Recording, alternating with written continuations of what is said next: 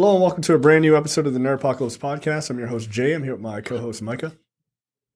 Hey. All right, guys, we're back. Unfortunately, Terrence is out this week, but we have some things to talk about, so let's get right into it. Episode 6 of the Ahsoka series on Disney Plus is out. Coming right off of that very emotional, very well-written episode 5. The question is, could they keep it going and make a very good follow-up episode? The answer, in my opinion, is yeah, they could. It was really good. This is the darkest and creepiest episode I've seen of a Star Wars series in a long time. It has a feeling, and I haven't watched Rebels, so take this with a grain of salt. It has a feeling unlike other Star Wars stuff that I've seen, right? Like the Night Sisters and all sorts of stuff all feels very like witchcraft and very, like all just sort of very dark genre kind of stuff. And the music is really ominous in this episode with the return of Thrawn. Spoilers for people not watching the series. It's good though. Like I really dug it, and it feels like this is where Star Wars should be going. Not necessarily with the dark parts, but just the way it's shot and the way that this stuff is being handled with a level of seriousness, but not overly serious all the time as well. I think it's a good balance. What do you think? This is peak Star Wars, right? Like this is this episode is basically the entire arc of a trilogy, right? Like, or no, this episode was like the Empire Strikes Back of this series, right? Like it's dark. It's got a really dark tone. The return of an incredibly charismatic yet really ominous villain, and it ends on a little bit of hope, right? Yes. And just seeing Lars Mikkelsen as Thrawn is great. He's a little much like me. He looks really good from the front, but then you see him from the side. Yeah, the side shots are. He's a man of a certain age. What are you going to do? Yes, that's my excuse. He also looks a little bit like a blue Elon Musk. He does. Yeah, but to hear that voice and to see that character on screen again, people love this character. People love this character from the books because he became fully realized in the show. People love this character because he is such a proper villain, right? He's not Vader, who goes from like basically talking Jason Voorhees to a sympathetic character. He's not Kylo Ren, who is just a parody of fandom and obsessiveness and is just a whiny baby, right? He's not the Emperor, who is just like this operatic, mustache twirling villain. No, right? Like he's not that, right? He is a cold, calculating, like he is what you are actually afraid of, a very smart, evil person, right? Yeah. Like we got all these dummies in the real world doing all this evil shit, touching globes and shit, right? Like, nah, like this dude is always 5 steps ahead, and he doesn't get mad, right? Like he doesn't let emotion cloud his judgment, which is not which sidebar. Like I know it's a thing for guys to be like, especially when they want to shit on women, to be like, well, you too emotional. You got to think logically. Nah, like you need a balance, right? Yeah. Like we're not Vulcans, right? We're not robots, right? Yes. You need empathy with your logic. Otherwise, you become Thrawn, a villain, Yeah, like right. yeah, it's like stoicism gone awry. Like it's like, all right, you got to relax. Right. You know? Think of the Right. people. Like Fuck people. don't lose your humanity because you want to be logical all the time, right? Like, but that's neither here nor there. This character is actually scary, and he's not scary in like the boogeyman type of scary. He's scary in that he seems unbeatable, and he gives off that aura. And he's not like you heard it in the episode, right? Like, I mean, if Ray Stevenson and his pupil got to go, I mean, then they got to go. Like, he don't really he's care. very bottom line, right? He's like a CEO. He's like a CEO. Like, he cares about the bottom line, and I love this character, man. This character is great, and it's so cool to see him. It's so cool to see him back. It was also cool to see Ezra back, and I don't know the actor's name. I don't have it up. The actor that is playing Ezra, I think he, much like the actor playing Sabine, I think the casting's pretty spot on, man. I think they nailed it. I think they nailed the look. I think he is nailing his character in the 5 minutes that I saw him. But the standouts for me are Sabine, so far, this person playing Ezra, and of course Lars Mikkelsen playing Thrawn. Like, they are really doing a kick-ass job in this series. And I'm curious to see where it goes. And of course Rosario Dawson, right? Like, but she was barely in this episode. Right, I was gonna say she's not the focus of this episode. I will say this. I don't know where Star Wars goes after this series. But this needs to, in my opinion, and I've not seen Rebels, so I'm pretty ignorant about a big swath of this, right? This feels like this is where you want to be moving. Like, okay, the movies, like, just pick up where this is going and just take that and just go forward. You know what I mean? Like, yeah, man. Like, Star Wars is at its best. Star Wars, for me, Star Wars is at its best when it's fighting fascism directly, right? Yes. Like, the original trilogy is, we are in fascism and we are trying to fight it, right? And then the sequel trilogy, 7, 8, and 9 is a warning that fascism can easily rise again, right? But the prequel trilogy is all the machinations that lead to fascism. Like, you need to you need to be aware of this, right? You need to be aware of what your politicians are doing. You need to be aware. You need to be engaged, because you can't let your power be taken from you.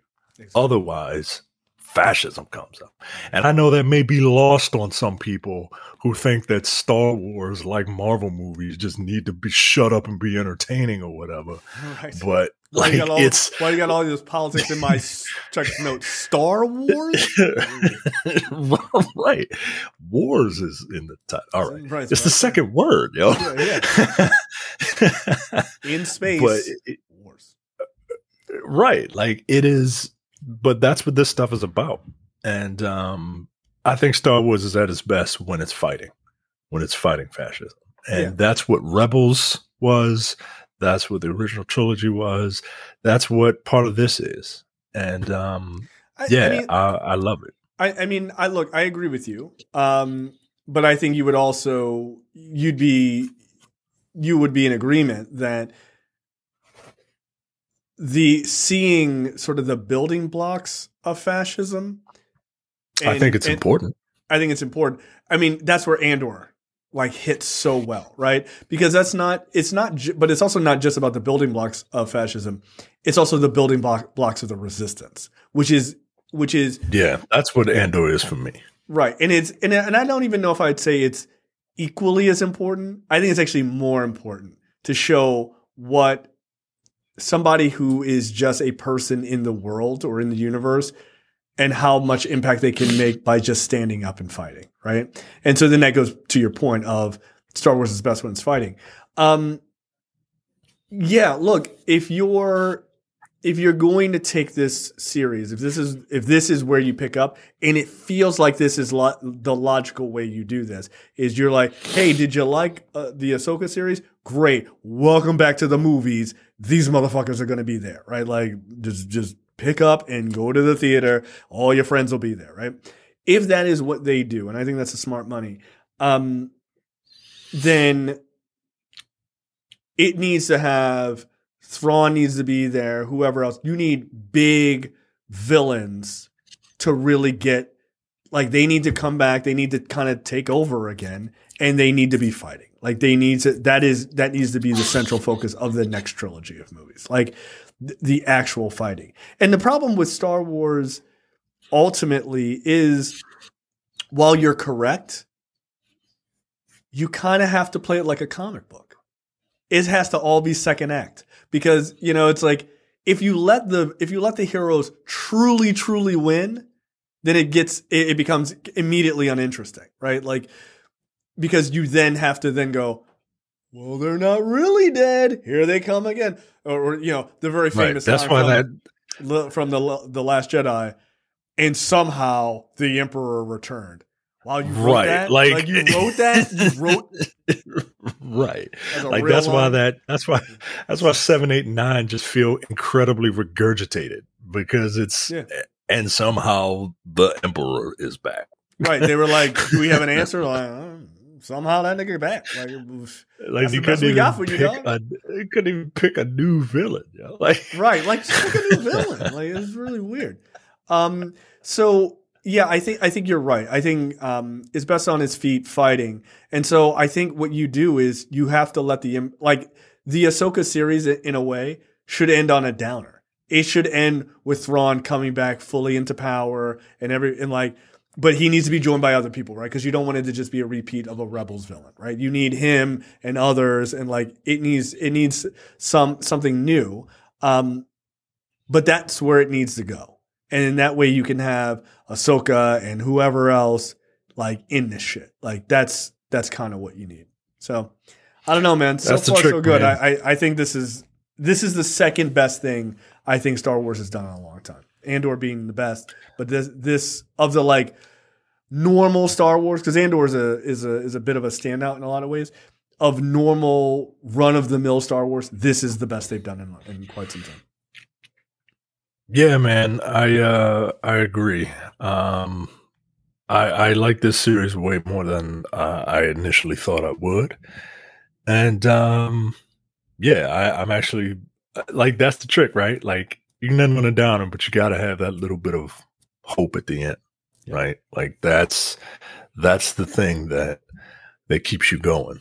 That's the thing, because like you're never gonna fight, like you're never gonna beat like evil, right? Like you're never gonna. You can't defeat fascism. You can only hope to contain it, right? Right, and it can be contained. Like that's the thing, it can be contained. Yeah, it can but but it's a constant fight. That's why when people, say things like, well, I don't want to vote. Like, all right, like that just really pisses me off. But yeah, that's the rub, man. So, okay. Wild prediction. Again, haven't watched Rebels. Wild end of series prediction. Bad guys ultimately win. To some degree, right? They return. Thrawn gets like back to the regular part of the galaxy. Like shit's popping off, building his army. Oh man, here comes the Empire once again. They're even more powerful than they were before, right? Standard fare. Final shot though, you get. I don't know if it's going to be this actor, but somebody. I don't know if it's Freddie Prinze Jr. or not. But you get Kanan, you get all the Rebels characters who are still around, all back on the screen together, and that's how it ends. Is that these characters are all reunited back into the fight to take on Thrawn and the rest of the Empire. And it's like, hey, did you want a live action Rebels? Well, here you fucking go. We'll see you at the movies in 2025. That's my guess. I would not be a live action Rebels would be dope. It would be dope. Freddie Prinze Jr. came out and said he doesn't want to be back for very specific reasons. But that would be no, it's not a fuck you. His reasoning makes sense. But yeah, man, I would love it. I don't think that's gonna happen. I tell you what would happen. I tell you what would be the most foolhardy thing to do would be to get rid of Thrawn, to kill him off or to send him away again. Like to get rid of that character would be good idea. It would be the worst decision that Star Wars could make for itself, because that character is so unique and a lot of people don't know how awesome that character is. So yeah, I'm excited, man. I'm excited. I want to touch on something else before we go to commercial break. Yep. I just want to tell people, if you're not watching Only Murders in the Building, I mean, it's a fun show, man. It's a really fun show. And this particular season is like, all the guest stars are like, hey, this show's really good. Can I be on it? Right? Like Jesse Williams is in it as a regular. Meryl Streep excuse me. Meryl Streep is a regular, then Jesse Williams, right? Like I'm not gonna give Meryl Streep second billing than Jesse Williams. Jesse Williams. Sit down. Right. Get out of here. Meryl Streep is in it, and of course, Meryl Streep is phenomenal, right? Jesse Williams is in it. Paul Rudd is in it. Cameos from Matthew Broderick and Mel Brooks. Mel Brooks makes a cameo in the show, man. Like it's a comedy like Whodunit, about a podcast team that solves murders. It's a genius premise, that investigates murders. They basically took Serial and made it the podcast Serial and made it into a half-hour-ish comedy. It's really good, man. It's really good. Steve Martin Short still got it. Are really funny in it. God, why can't I remember her name? She has a weird voice. She sounds like this. God, she's really good in it. Why can't I remember her fucking name? I want to call her Demi Lovato, and I know that is not correct. No, it is not Demi Lovato. I am really sorry. Hold on. I'm finding this woman's Selena name. Gomez. Thank you. Jesus Christ. I feel really bad that I couldn't remember her name. You should. But she's really good in it. And because I didn't want to call her by her character name. You know what I mean? Like, I don't want to. Mabel's really good in it. Like, I have more respect for her, but not enough to remember her name, apparently. Yeah, right. Okay. But she's really good. They're all really good in it. They have tremendous chemistry together, right? Like Steve Martin and Martin Short playing these old guys, and then here comes this like millennial who has to like put up with this shit, but like they play off of each other really well. I watched most of the first season. Yeah, the three leads are excellent. That show does something that it proves something about certain actors that isn't a universal, which is somehow, even though Steve Martin and Martin Short are old as fuck and they have been doing this for so long, those guys are talents, man, just absolute talents, even at this age. they are still doing, like, they play off each other. They play off of Selena Gomez incredibly well, other characters incredibly well. Like, they're so fast and witty. Like, they're great. They're great. I mean, anytime you see like Steve Martin and Martin Short on like Conan, like they've done Conan and O'Brien's podcast and stuff like that and talked about the show. They're hilarious. Like, they still got it, man. And that's not true for all of Hollywood. Like, those guys are real talents. Like, they really are. Steve Martin's 78 years old, dude. Still killing it. Like, they're still funny. He's still killing it. And I've never seen someone insult Conan O'Brien so well as Martin Short. Like, even now, he's still that good. And Martin Short is 73. He ain't no fucking young guy either. Someone wrote an article in some publication that was reviewing this season of Only Murders in the Building, saying that like Martin Short was the weak link and that he's not funny and he's never been funny. And I'm like, what? Come on, Martin Short, get the fuck out of here.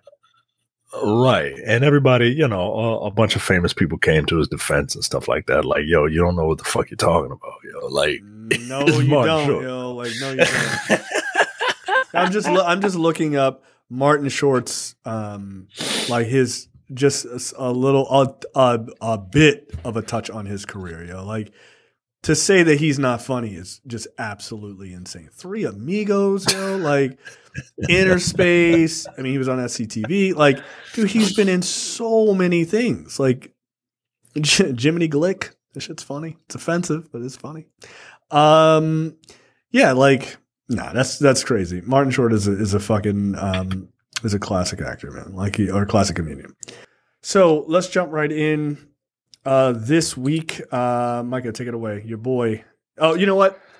Let me cue it up for you. Let me tee it up for you. Look, with much like Spider-Man, with great power comes great responsibility. You should not just throw out "Dude, I told you," unless you really believe you're gonna tell him, right? And Micah, you threw out a "Dude, I told you" last week, recklessly, I thought, but it turns out maybe not so much. Go ahead. Yeah. So apparently, Bill Maher has made a 180 and decided that he's not going to bring his show back on the air. Dude, I told you. Like, he's not, because who's going to come on it?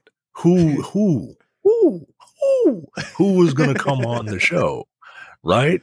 Like, you can't, outside of like a bunch of conservatives, and I know this dude is like some weird libertarian, but like he doesn't like too many conservatives in one location, right? Like, nah, he gets sick of that shit. Right, like even he would get sick of it. So he's walking it back. He's citing, when I said that I was going to do that, it seemed that no progress would be made, but now it seems like progress is going to be made, and I'll hold off, right? And he's not the only one. The Jennifer Hudson show, the Drew Barrymore show, all of those were scheduled to. They all made these bold declarations that they're coming back, but then they walked it back. Look, the strike is about to be over, man. It really is, because this is the thing that kind of when these big names are saying that they are willing to come back no matter what, like, you got to start looking inward, and you got to come back to that negotiating table, and the strikers are going to have to come back, because one, strikes, they hurt big business, but they hurt the strikers more. And especially the longer it gets drawn out, it hurts the strikers more. Right. Unfortunately. And all these people who said they are willing to come back to work, all these writers or whatever, like, I got to imagine people don't want to be out of work.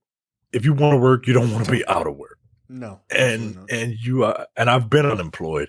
It was the worst time It was the second worst time in my professional career. The first is obviously when I worked for the United States Patent and Trademark Office. Yeah, but, you know what's coming. I would have rather been unemployed. It was. But being unemployed fucking sucks. Yes, especially when you really, really want to work. But now that now that the call is coming from within the house, right? Like now that these big, talk shows are like, I mean, I'm willing to come back, and I'm willing to pay all these down the line people, and we just gonna figure it out, Like it hurt the strikers, but now I think the strikers are gonna have to come back and get something done. This thing will be over in October. All right. That's going to be my next dude. I told you. Okay. So that's a wild prediction. I'm going to disagree with you. I think that Maher deciding that he wasn't going to come back, I think that's going to end up bringing, I think the strike is going to be over soon. That part I would agree with you, but not for the same reasons. Which is, one of those, really annoying dude I told you, like a technically right dude I told you. Just those are my favorites. Those are really obnoxious. No, I think if anything, I think this is going to get the studios back at the table first, because I think their thoughts are likely, oh, we can't even get someone like Maher to get back on the air, who is a cash cow for us. Because for them, they're like, oh, Bill Maher wants to go back on there? Hell yeah. Let's see if people won't miss the writers and we can just like fuck them and really show that we don't need them as much as they think that we need them.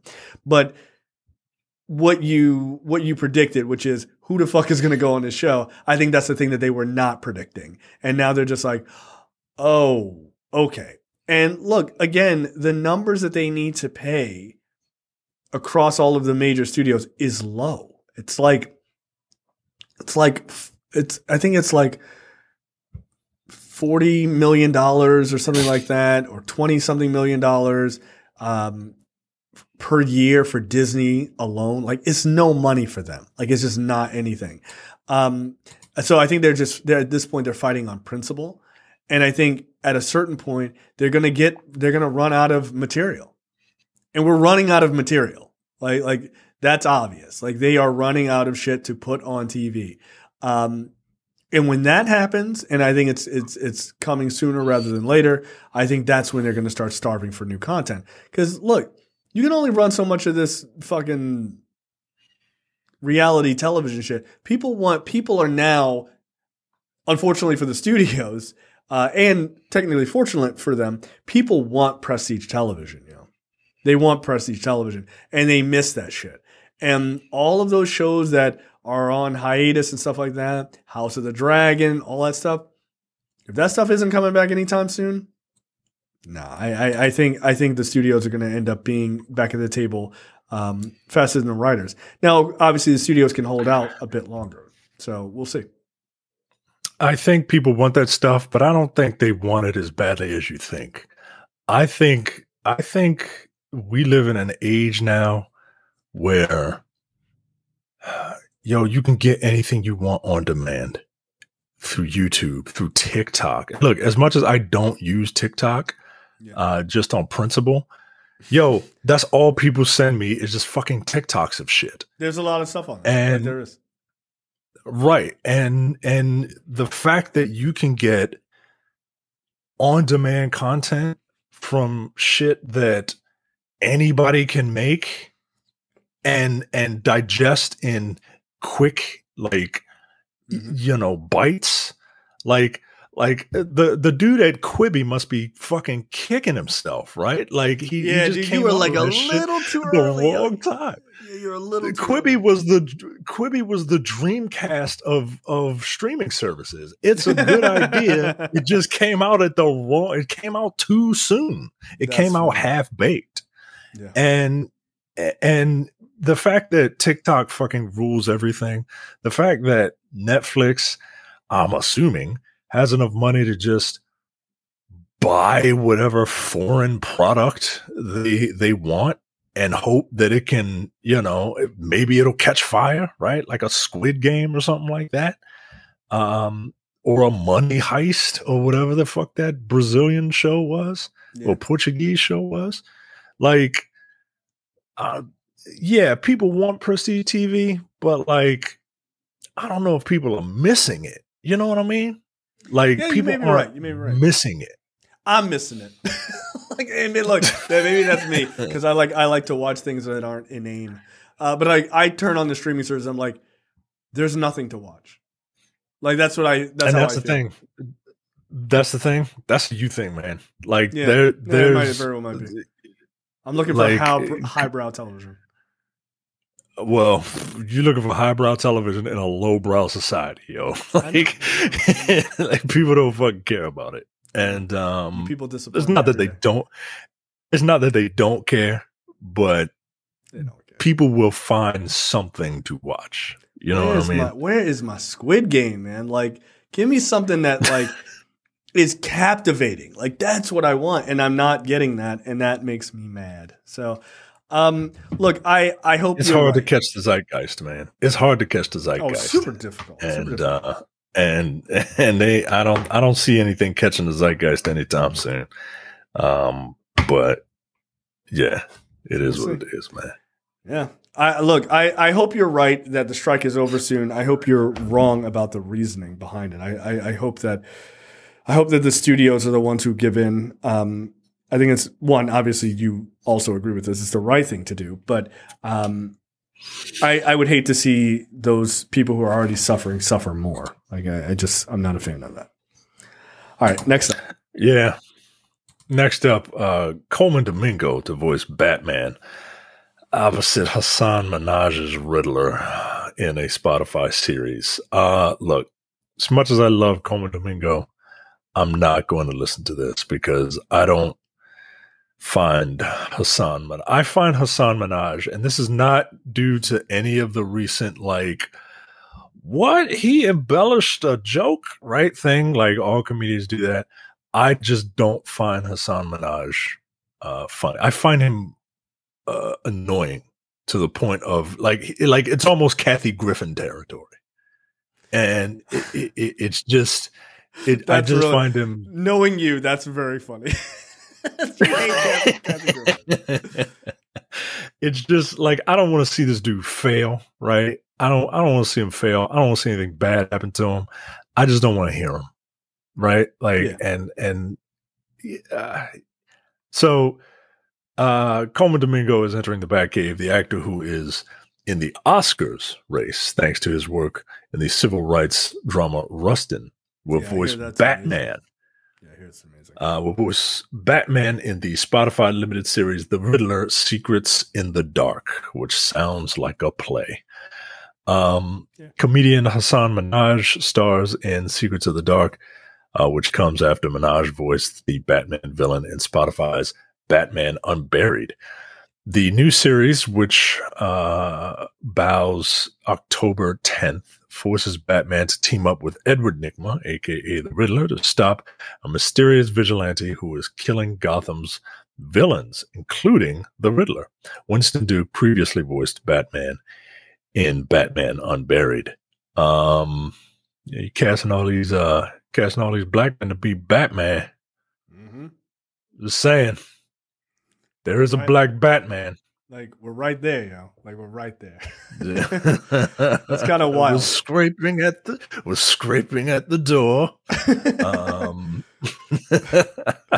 Look, Colman Domingo has a great voice. He does. He does. He's got a great baritone voice. He played Unicron in Rise of the Beast, which is like very famously played by what's his face? Orson Welles. Orson Welles, right? So, like, it's a hell of a like. It's weird to say this, but those are big shoes to fill of Unicron in a Transformers movie played by Orson Welles originally. So, apparently they were very big shoes because Orson Welles was a very big man. God damn it. Peas are very good. Yeah, Orson Welles is fucking wild in that part of his career. Holy shit. He did not give a fuck. He dude. gave no fucks. Yo. Look, for you young people, go back. First of all, Orson Welles, if you don't recognize his voice, it's parodied in the Pinky and the Brain cartoon. The Brain is a parody of Orson Welles. Yes. In terms of look, voice, attitude. That's who Orson Welles is. He's the Brain. Go listen to old Orson Welles tapes, recordings, especially of him talking about doing Transformers. Holy shit. Yeah, he was just like, okay, what the fuck ever, man. Like, what are you having me say? This is dumb. But yeah, the let me see. Hold on. Is this the fucking Orson? Hold on. Let me see if I can play this. This shit is fucking funny. This is Orson Welles about French champagne. This is his real voice, by the way. Like, this is what this man sounded like. Celebrated for its excellence. There's a California champagne by Paul Masson, inspired by that same French excellence. It's fermented in the bottle, and like the best French champagne, it's vintage dated. Paul Masson's superb taste shouldn't be too surprising. This champagne doesn't come from France, but it was created by a man who did. Paul Masson. Yo, it's amazing how well the Brain copied like his entire intonation and everything. Like it's perfect. Yeah, man. Yeah, wonderful. Yeah, so Orson Welles, big shoes to fill there. So yeah, look, Colman Domingo. Look, I'll say it. I think he should be the replacement for Jonathan Majors. I really do in the MCU. I do. He clearly already loves nerd shit. He's already got their Victor Timely kind of haircut. Like, just slide this dude in. Like, they kind of even look similar, yo. Like, and he's a great actor, and he's not a problematic asshole. Allegedly. I mean, he hasn't stopped two white girls from fighting randomly. But he seems like a pretty good dude. This is who I would replace Jonathan Majors with in a heartbeat. What do you think? Yeah, man. Look, I can't say that I'm gonna listen to this like as much as many podcasts and stuff that I listen to. I don't have a problem with like audio plays and stuff like that, yeah, sure. and audio books and stuff. But I don't know. The story really has to. There's something about like a narrative. Like I'll listen to an audio book, right? Like, but at the same time, like. I don't know. There's something about an audio drama that about an unknown property. Like if I do listen to an audio book, I probably already own the book and I know that it's like something that I'm into. And while I'm into Batman, like I don't know. I've tried listening to the Wolverine one. Which had a couple seasons. I tried listening to. I enjoyed the first season of that. Wolverine. I tried to listen to Marvel Wastelanders, but it was like in some far-flung future where everyone was like really, really old, and it just, I don't know, man. It just didn't grab me like I thought it would. Yeah, no, that's fair. But look, good for him. Yeah, I mean, look, okay, that'll work. I don't know that I'm gonna run out and listen to it. I did see that they did that previous one they mentioned in the article. I favorited it on Spotify. I'll try to check it out and see if Batman not the Batman one, the Harley Quinn one that they mentioned. If that one's good, Harley Quinn and the Joker Sound Mind. I'll check it out. It's like Christina Ricci is Harley Quinn, which I think is pretty good casting. So, yeah, we'll see. I don't know. Look, this is written by, it's being produced by David Goyer. So take that for what it is, for what it's worth. I mean, okay. Right. It's not really helping, but it's only produced by him. It's not written by him. So we'll see. God's producing. Yeah, we'll see. Yeah.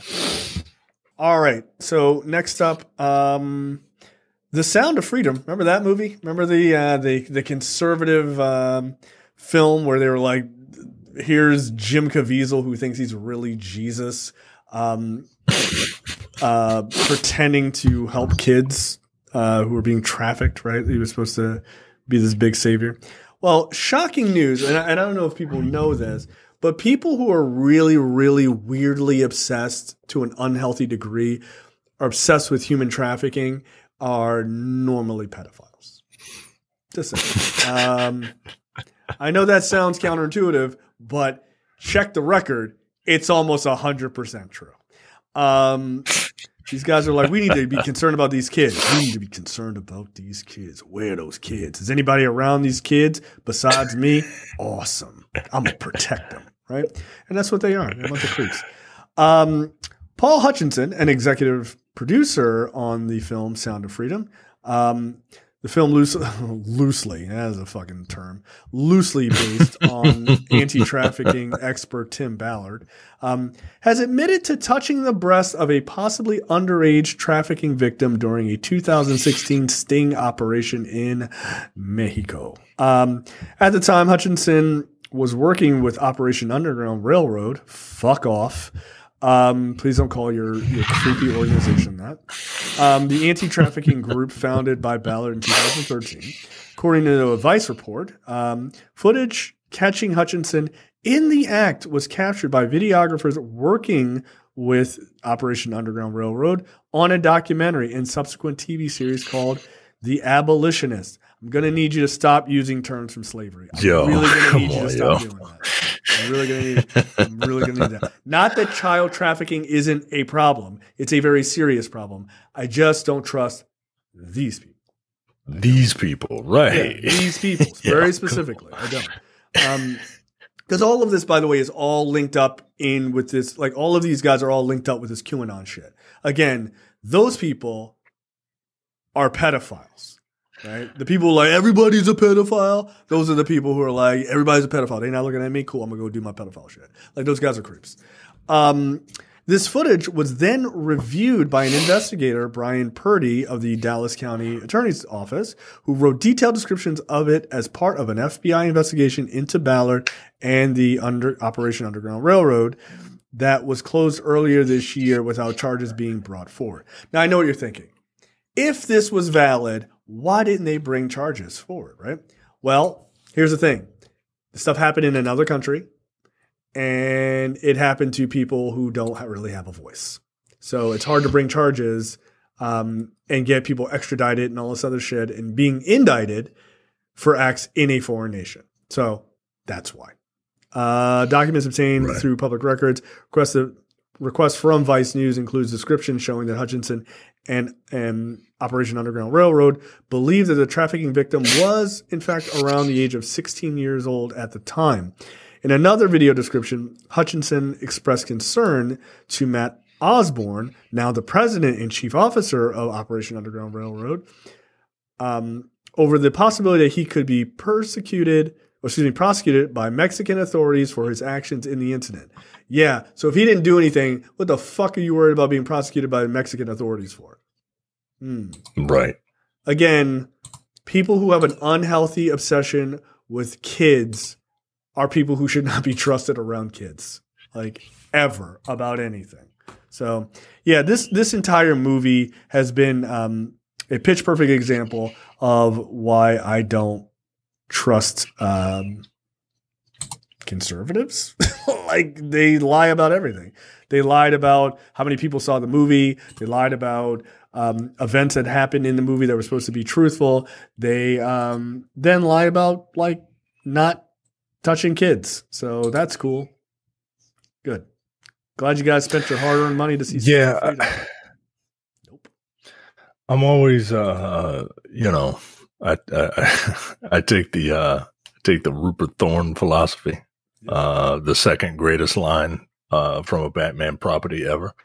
The brighter the picture, the darker the negative. Anyone who is too into something, anyone who feels like they're trying a little too hard, is something sinister about them, man.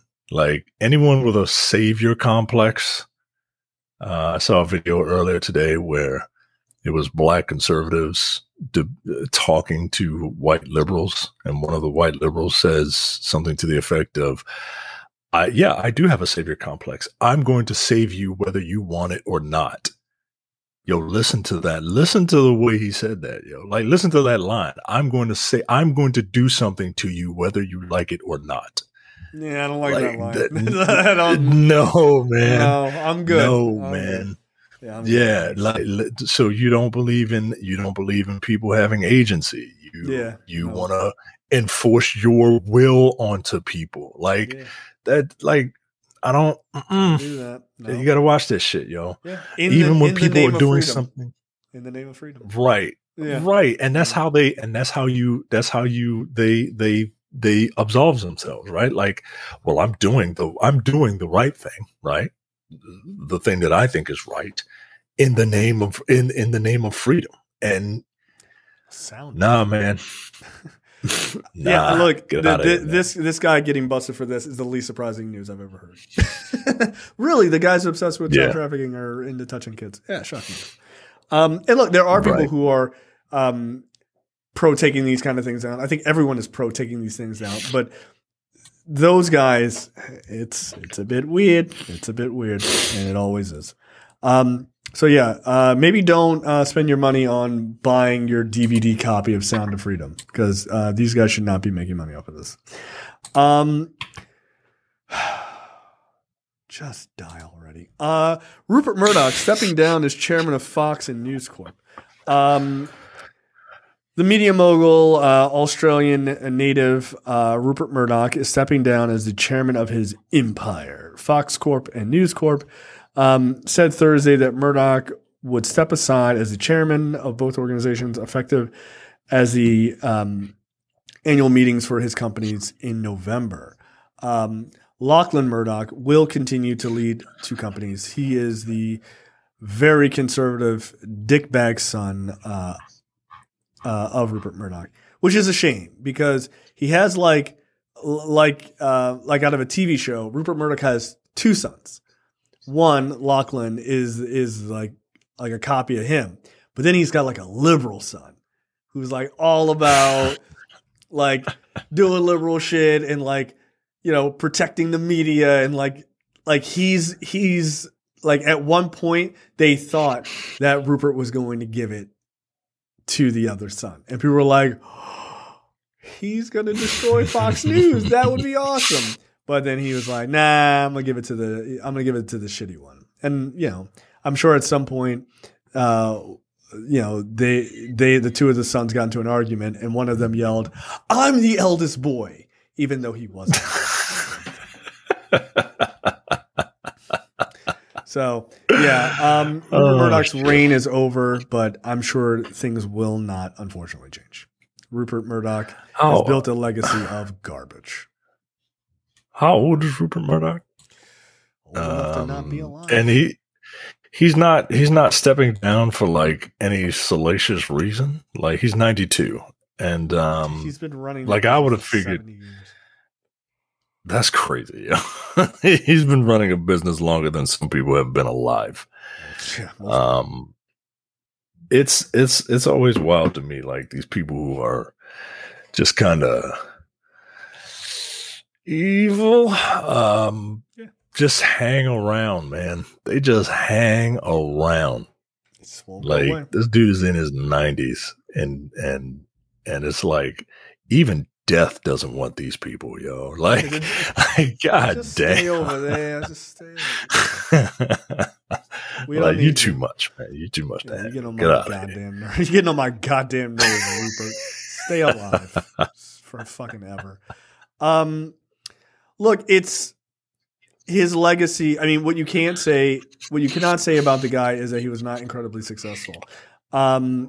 Incidentally, because this is a show that we talk about movies and television, a large portion of the show Succession is based on internal interviews they did with people like working under Murdoch.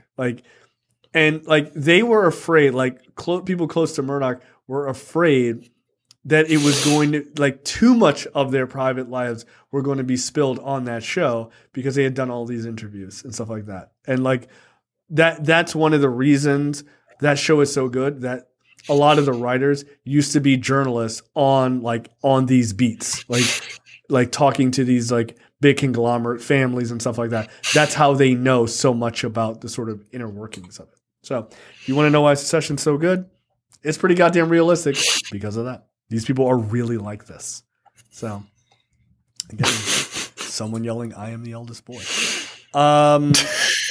It's one of the greatest lines of all time. Yo, he looks so ridiculous.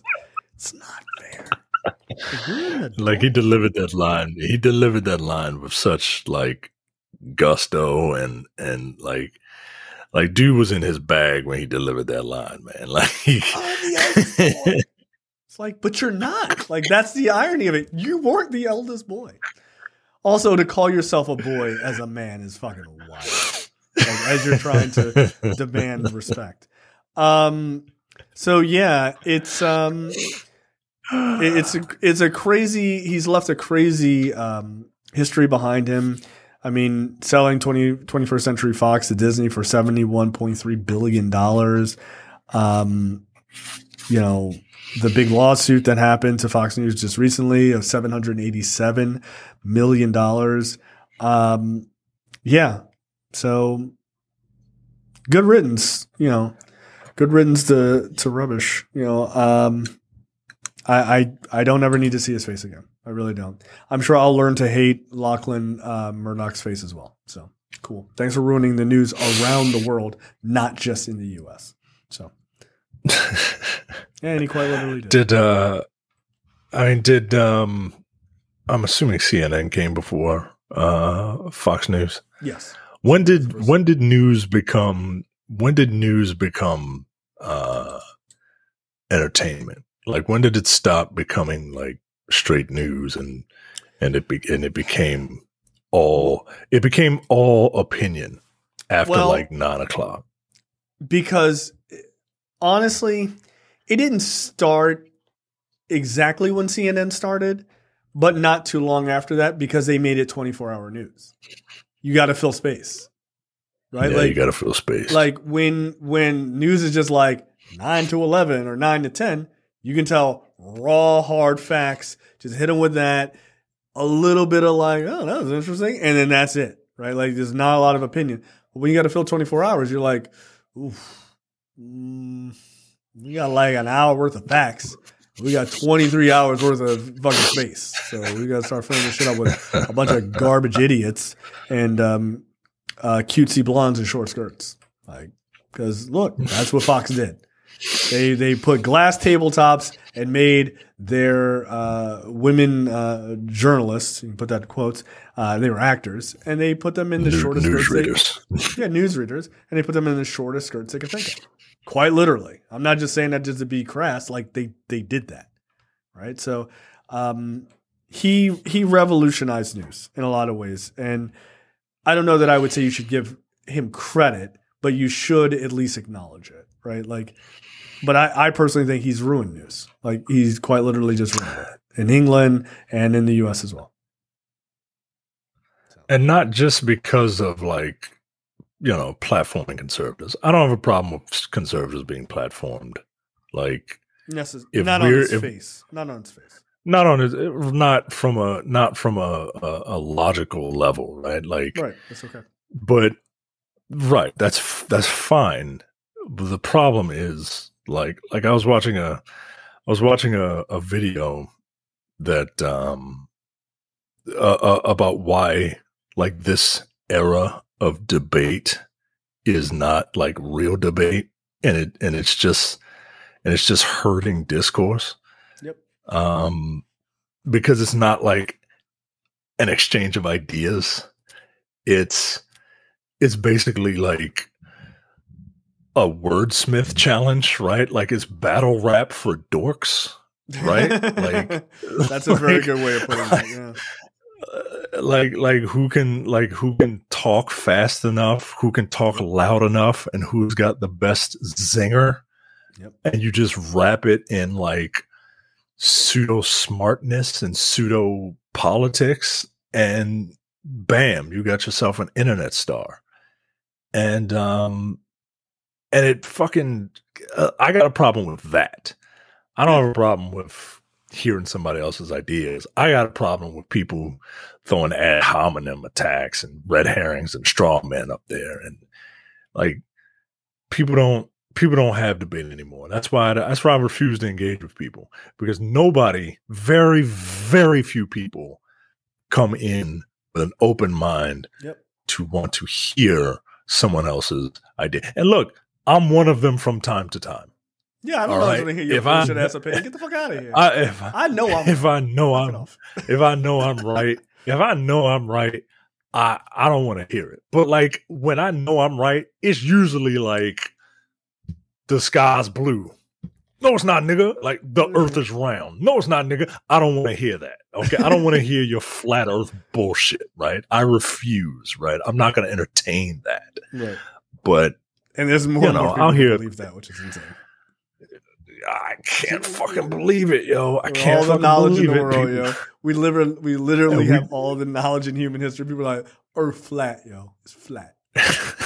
we are the smartest that human beings have ever been in terms of having like all the resources necessary to be the most educated we've ever been in existence, and we are just the dumbest motherfuckers out there, yo. Like, right.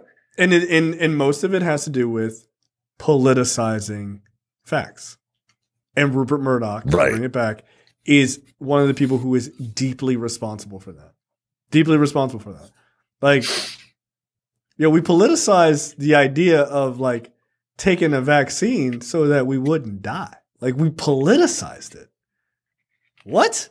like it's crazy. It's crazy to me. I followed this one woman who used to be like a reporter, like a backstage person for WWE. Then she went to ESPN. Then she left ESPN, went to Fox News because like she wasn't allowed to speak her mind or whatever. And she had a thing on Instagram where she was like, "Weights are woke now," and I'm like, "What the fuck are you talking about, yo? Wait, what's woke? Weights, like weightlifting weights? Yes, like barbell plates." And I'm like, yo, are we politicizing hunks of metal at this point, yo? Like, if you tell me, now look, I've never heard this. I swear to God, I've never heard this.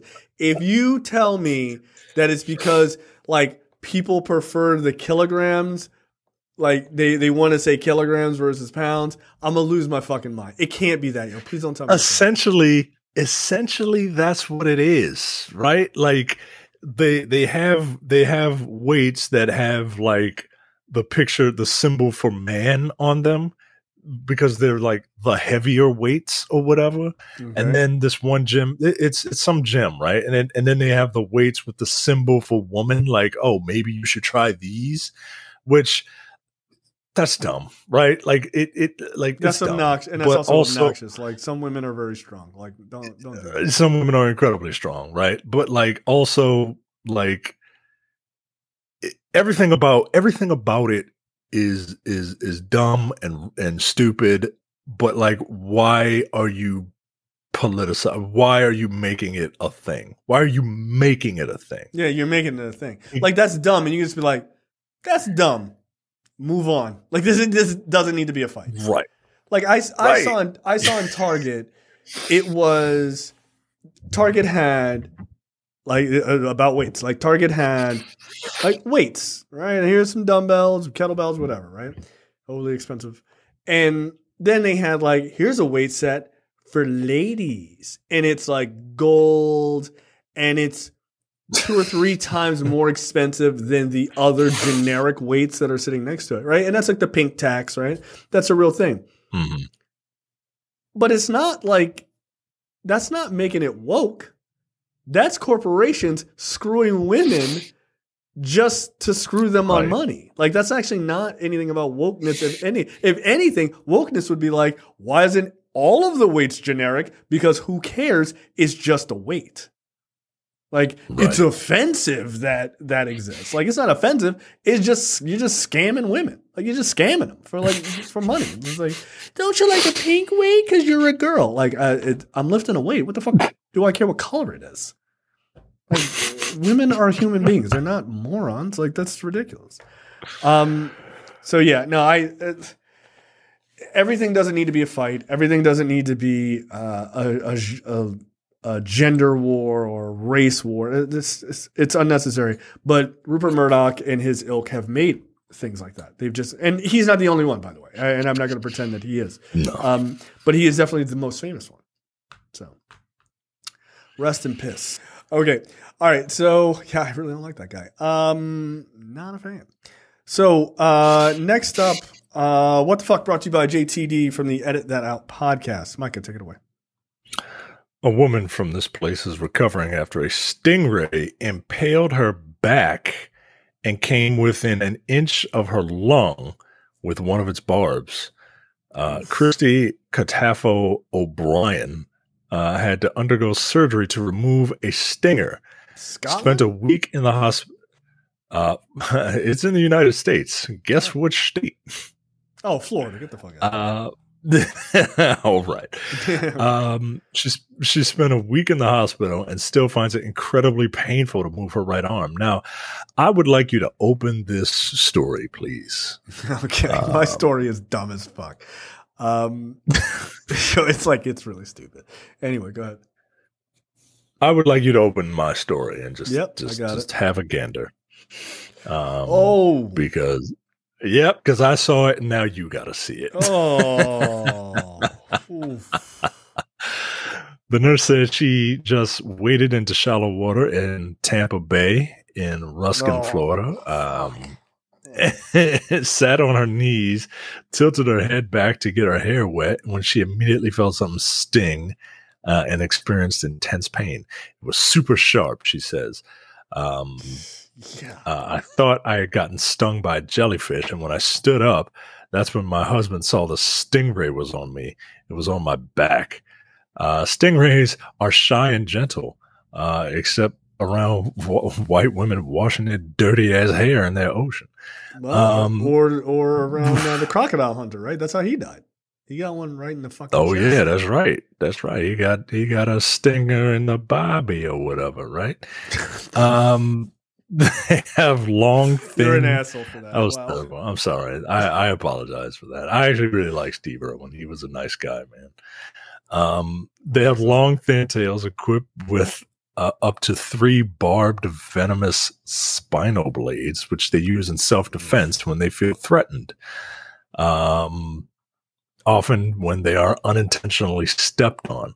I ain't taking my kids to the beach no more, yo. I ain't taking my kids to the beach. Like, nah, fuck that. I hate outside, yo. My wife loves going outside. I hate outside. I hate it. I hate outside and I hate animals. And she loves them both. I was just like, I hate animals. What the fuck?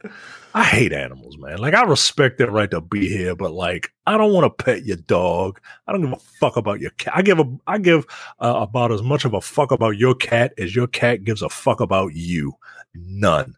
Yeah, okay, that's fair. They don't care about you. Cats would eat you. I don't. Yeah, man, get out of here. I don't like animals. I don't like going to a zoo. Like, I don't like. They stink. They all stink. My daughter's school has a little bit of a, like, they have a farm that they can like meet the animals and stuff like that. And she doesn't like the pigs. She was like, they stink, so she throws rocks at them. I'm like, you don't do that. Like, you don't throw rocks at them. She was like, nah, they stink. I don't like them. It's like, yo, you have a real problem. You're being a little bit violent. You know, like, relax. She's like, I like them, but they stink, and I don't want to be near them. I'm like, okay, cool. You don't have to throw a rock at the pig. He didn't do anything. God damn. She's a thug. I love her. Pigs will eat your ass too, man. You better watch it. Yeah, they will. That's how Bricktop kills people, man. Yeah. And Snatch. Be weary of a man with a big those pigs. Yeah, no, this is horrible, and thank you for the image. I'll never get it out of my brain. Well, just misery loves company. Yeah. This is horrifying. This is a horrifying image of just this thing stuck in this woman's back. Pale, like fucking far, dude. Like, ugh. Yikes. Yeah, we ain't going to the beach no more. Fuck out of here. Don't get out of the car. My story. This is a real thing, and I bet you can. I'd almost guarantee you guessed the country quite easily. So, whoever came up with this should get punched in the head with a bat. Stir-fried river rocks. Yeah, come on. Yeah. Stir-fried river rock. Do I get some shrimp toast with duck sauce with that? Yeah, there you go. All right, there you go. Like China. What the fuck, man? What are you doing? What are you doing? It doesn't make any sense. They're rocks. Are y'all that hungry over there? Rocks are not edible. Like, knock it off. Stir-fried river rocks, Chinese street food that's literally hard to stomach. You think? It's a bizarre type of Chinese street food that consists of small river rocks stir-fried with a mixture of spices and herbs. You're supposed to suck on the stones and then spit them out. Nah, yo. Knock it off. Like sunflower seeds? Yeah, right. Roughly translated as suck and throw away, sudayu, I'm definitely pronouncing that wrong, is believed to have been invented hundreds of years ago by an idiot. By boatmen who would prepare their dish when they became stranded in the middle of the river with no real food while delivering goods. Yeah, so they were sucking on rocks because they were hungry. You have food. Stop doing this. To trick their stomachs, they would stir-fry some river petals with various condiments and then suck the stones dry. The traditional dish was passed through several generations, and today roadside vendors in China can sometimes be seen stir-frying a bunch of goddamn river rocks with chili oil, garlic sauce, garlic cloves, and a mixture of spices. Hey, I don't know, man. You know what you could do? You could take all of those spices and just put them together in a bowl and just eat that. You don't have to put the rocks in your mouth. You're putting rocks in your mouth because you have rocks in your head. Like, what's fucking wrong with you? That's crazy. Stir-fried river rocks has got to be one of the dumbest fucking things I've ever heard someone. Right? Okay, I'm not crazy, right? This is incredibly dumb. No, this is pretty dumb, man.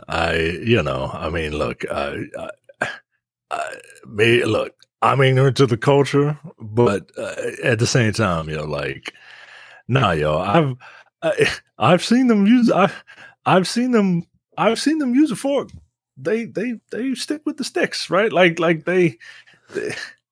don't get it. I don't get it. No. Yeah, I ain't eating rocks, yo. I'm not eating rocks. I'm not sucking on some rocks and.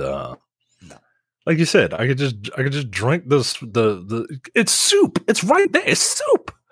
Yeah, it's soup. You're just putting the rocks in there for filling. Like, I thought they were like mushrooms, and then I read the title, and I was like, okay, this is the dumbest thing I've ever heard. A series of videos showing the preparation of this dish at roadside stalls has recently gone viral on China's version of Instagram, also made out of rocks. Sparking the curiosity of millions. It wasn't only the peculiarity of the dish that intrigued viewers, but also the steep price of $2.30 per serving, considering that there is hardly anything edible in it. $2.30. $2.30 to eat rocks. All right. That's $2.29 too much. 1 cent is enough for some rocks. I get it. These are river rocks. They're nice rocks. No, it's really not though, because you can just pick the rocks up for free. No. Okay, but here's my question. They reusing them rocks, right? You're not throwing those rocks. Oh, absolutely. Away. Right. Absolutely, you're reusing them rocks. That's why they encourage you to spit them out. Right. Right there, where we can see. So you're sucking on used rocks. Nah, that doesn't feel sanitary to me. It doesn't. I mean, maybe it'll burn up all the Koodies when you cook them, right? but well, not even cook them. You can't get Koodies off a rock. Stir fry. I mean, quite frankly, Koodies is just another ingredient at that point. At least it's something edible.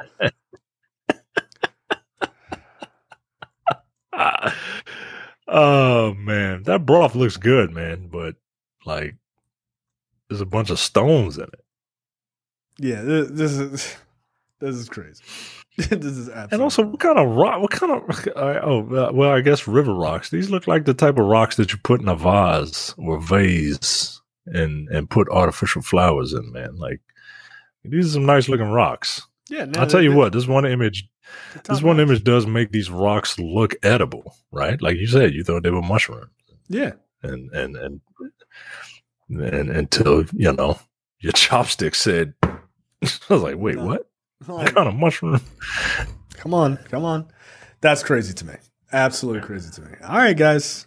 All right. So you're not trying this. You gonna pretend you're not trying this. I'm not trying river rocks. Yeah, like I know it's a wild statement coming from me.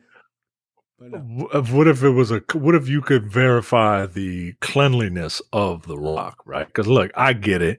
You don't want to go sucking off rocks that you don't know, right? Like that rock could have came from anywhere, right? But like if you could verify the cleanliness of the rock, would you suck on the rock? Okay, pause. I don't like the way you phrase that at all. Exactly why I did it. Yeah, I know. I fucking caught that. Get the fuck out of here. No thanks. No, I don't care if they are cootie free or cootie full rocks. I'm not doing this. This is unacceptable to me. No, this is wildly stupid. Absolutely not. Good grief. Like, what are you doing, China? Like, what are you doing? Like, you have food over there. Yeah, you do. Like, come on, stop it. Okay, trailers this week. First up, your boy's back in a movie called Dream Scenario starring Nicolas Cage. This is an A24 film. Is this his shot at another Oscar? I got to tell you, I think it might be. This looks very good. Look, man, A24 is the only studio that is single-handedly keeping movies interesting. Look, I like all the dumb movies that we talk about, but every once in a while, I want like a movie to like tell me a story that I ain't never seen before, or tell it in a way that is unique. And that's what they do. And this movie, starring Academy Award winner Nicolas Cage, looks really good, man. And look, I tell people that I like Nicolas Cage. They think it's, the way most people like Nicolas Cage, ironically. No, I don't like Nicolas Cage ironically. I like Nicolas Cage as an actor. I respect him as an artist that tries different things. A lot of them miss. A lot of them miss. But like, you can't hit big if you don't swing big. Yeah. And I think he is swinging big. I think people forget that like he's actually an actor, like, and he takes it like super seriously, to the point where he didn't initially want to do that movie that was about him, The Unbearable Weight of Massive Talent. He didn't want to do it because he thought that the filmmakers were making fun of him. Right. And they had to like assure him like, nah, man, like we really love you. This is a love letter to who you are as an artist. Yeah, man. This looks really, really good. A hapless family man, Paul Matthews, finds his life turned upside down when millions of strangers suddenly start seeing him in their dreams. When his nighttime appearances take a nightmarish turn, Paul is forced to navigate his newfound stardom. Come on, man. Yeah, this has a very weird feel to it. Like, the trailer is done really well. It has like this happy-go-lucky goofball vibe, and it just gets more twisted and weird as it goes on. it has the same feel as one of my favorite movies of all time, which is Endless Sunshine of the Spotless Mind. And like, I like sort of dream scenario kind of things like this. This is, Eternal Sunshine of the Spotless Mind. I apologize. But it has that sort of vibe to it. I like the sort of twisted narrative that it be like the dreams go from like being mundane into like these nightmares. And then there's also clearly like another aspect of like regular guy becomes a celebrity and how do you deal with that? Like interesting, right? And he's becomes a celebrity for a thing that he can't help or control. And so people clearly start hating him and loving him based on what their dreams are. And he has absolutely zero control of that, right? But he can only control how he's perceived in public, right? Which is fucked up in a very weird way. He's the ultimate celebrity because he gets to your dreams, which is a personal thing in and of itself, right? Like that's really fascinating. So look, I would love for him to like super nail this and get an Oscar nomination for it. Like I think that would be dope. I hope he does. It looks fun and it looks interesting. So, I think Dream Scenario looks like a very good movie. Next up, you want to take this one? Netflix is adapting Capcom's Onimusha into an anime. An anime directed by Takashi Miike. Okay, like let's not bury the lead here. Like Takashi, what is he done? Takashi Miike is done Ichi the Killer, Audition, 13 Assassins, Blade of the Immortal. Like he does a lot. Blade of the Immortal. That was fun. It was fun. He's a legendary filmmaker and who is known for like really, really gory style. His gory style. But dude, I love 13 Assassins. That's a great fucking movie. He's as soon as I saw that, I said, well, no matter what, I'm in, right? Yeah. Like Takashi Miike directing an anime. And it's Onimusha. Like Onimusha is basically samurais fighting demons and zombies and shit. Oh. Yeah, man. This looks great. I know some people in the I'm not in the anime community anymore. But when I was, it was I kind of fell off right when the boom of computer generated or computer animated anime was coming about, which this is. Oh, really? I don't know, man. It is hand drawn, but it's animated using computers, right? Kind of like some of those later Disney projects, right? Like that's why the animation looks so smooth. They use computers to kind of help it out. You can tell once you look at enough animation, but yeah, I don't know, man. It looks good. I respect the animation genre, so yeah, of course. It looks good, man. It looks really good. This is the type of anime that I would watch in the 2000s. You know, very samurai inspired, very horror inspired. Like, I just couldn't get into like shonen anime starring like where teen boys are the protagonists and stuff like that. I just couldn't get into it. There's nothing wrong with it. Like my sister watches that stuff with her husband and, you know, they keep telling me all this stuff that I should watch, right? Like, I mean, I don't know how many times I got to hear them tell me to watch My Hero Academia. But there's something about it I can't get into. Yeah, I can't get into it. But I can get into stuff like this. So yeah, man, it comes out November 2nd. It's based off of Onimusha, which hopefully like this means that Capcom is maybe thinking about doing another Onimusha game. They had 3 mainline games. Fucking Genre No was in the 3rd one. Yeah, that genre, no. That genre, no. Yes. Classic Japanese actor genre, no. What the fuck are you doing here? Took a boat from France. Get out of here. What a weird choice. He's right there on the cover, man. And that's bizarre. But yeah, this looks dope, man. This looks dope. I haven't been interested. I haven't been like jazzed for an anime in a while, and yeah, I'm with it. Let's go. Yep, I could not agree with you more.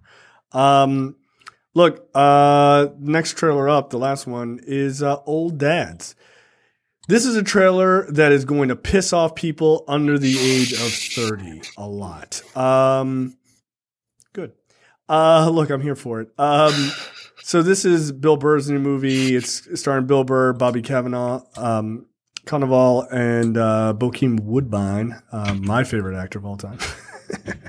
The man I would pick to play me in a movie. It's just about 3 old dads and them trying to live in this world that they don't quite understand, because as they're getting older, they used to be fucking cool and now they're not fucking cool.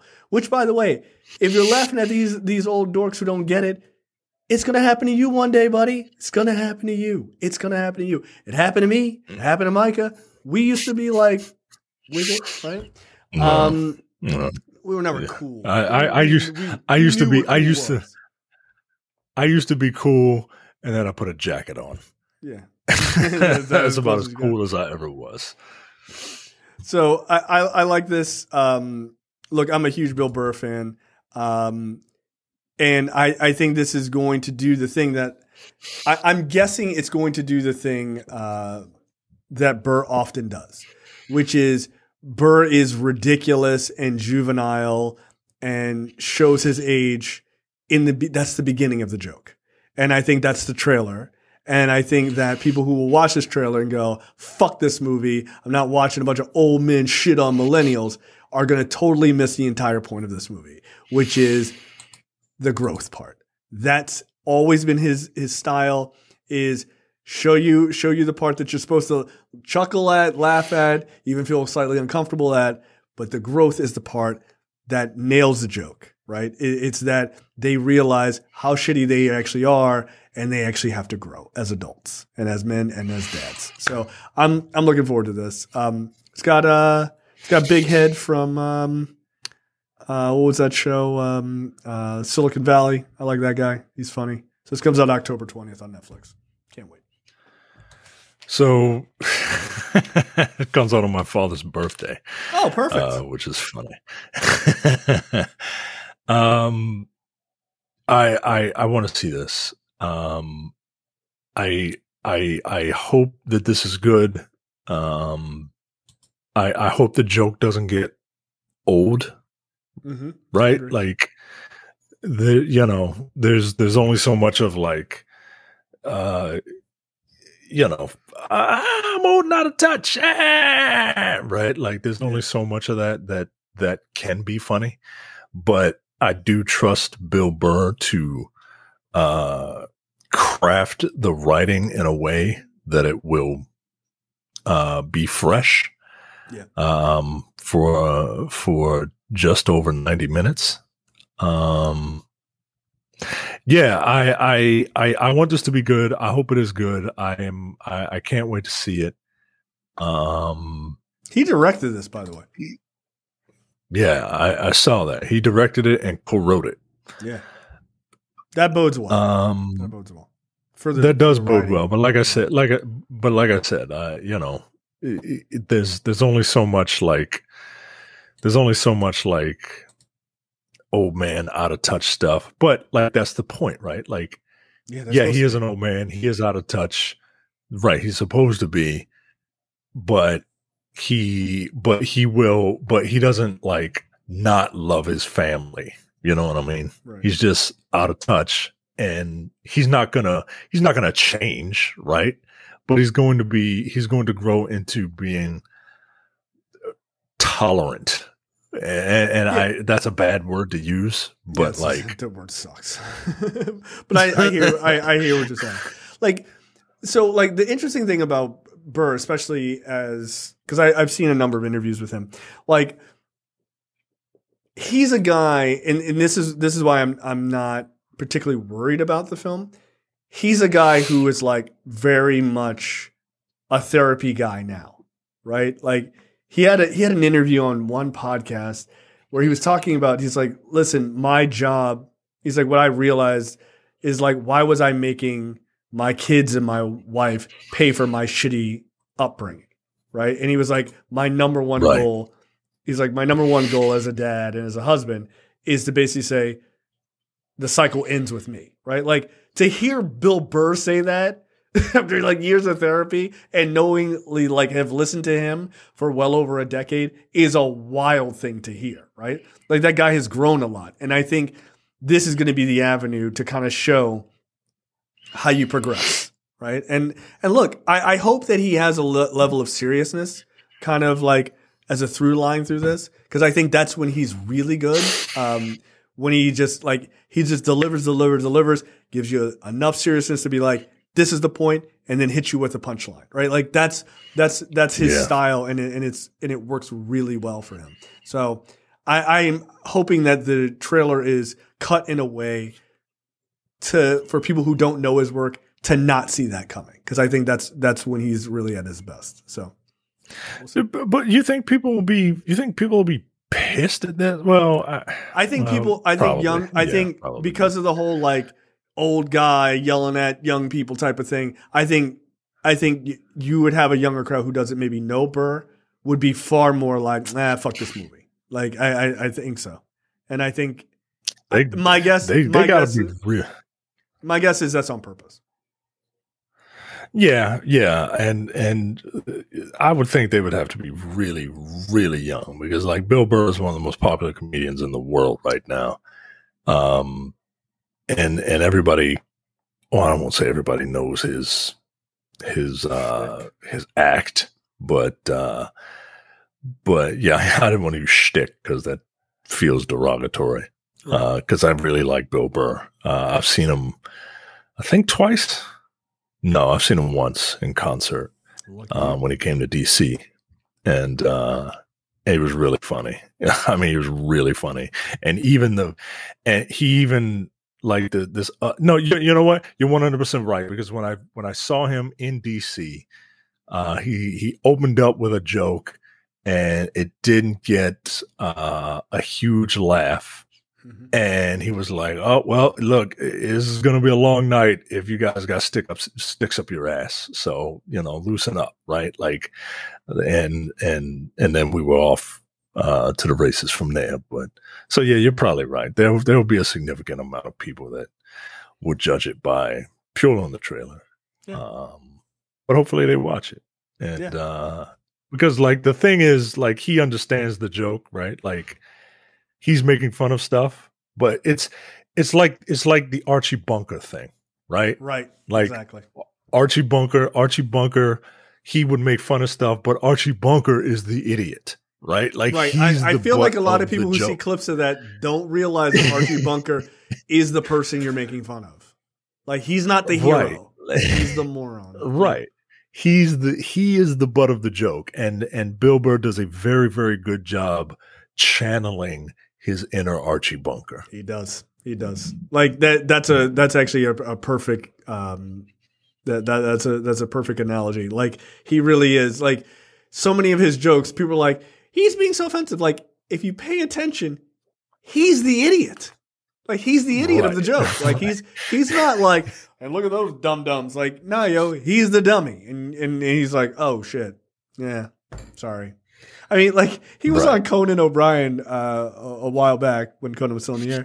And he goes, I'm a good father. I'm a good provider. Like, if he's like, my wife doesn't have anything on me if I would just change my goddamn personality. Right? Like, he was just like, then she'd have nothing on me. Right? Like, he knows that he is the problem. Right? He knows that he is the butt of the joke. And when you make yourself the butt of the joke, that's what works. It always does work. Right. He doesn't punch up. He doesn't punch down. He punches sideways and he punches at himself. Right? Yeah, mostly at himself. That's why he's one of the most popular comedians in the world. He says some of the most offensive shit, right? Yep. Like, but usually it's steeped in some sort of truth. Like, you know, white women sitting at the right hand of power and swinging a Gucci booted foot. Like when he hosted SNL and he did that monologue, white women got so mad at him, boy. They got so pissed, yo, and I loved it. Yeah, and he wasn't wrong. He was absolutely right. Right, he wasn't. And he also did the best Sam Adams like bit commercial for SNL, which is fucking hilarious. Want to take a swing at the old man? Yeah. So yeah, I'm here for old dads, man. I think it's going to be fun. It'll be interesting to see how that works out. All right, that is it for us this week. We will see you guys next week. Hopefully, those of you who are listening and not watching on YouTube, hopefully the ads are a little bit better placed for you. And I'm sorry for the mix up over the last couple of weeks, but we think we got it. Let us know, and we will see you guys next time.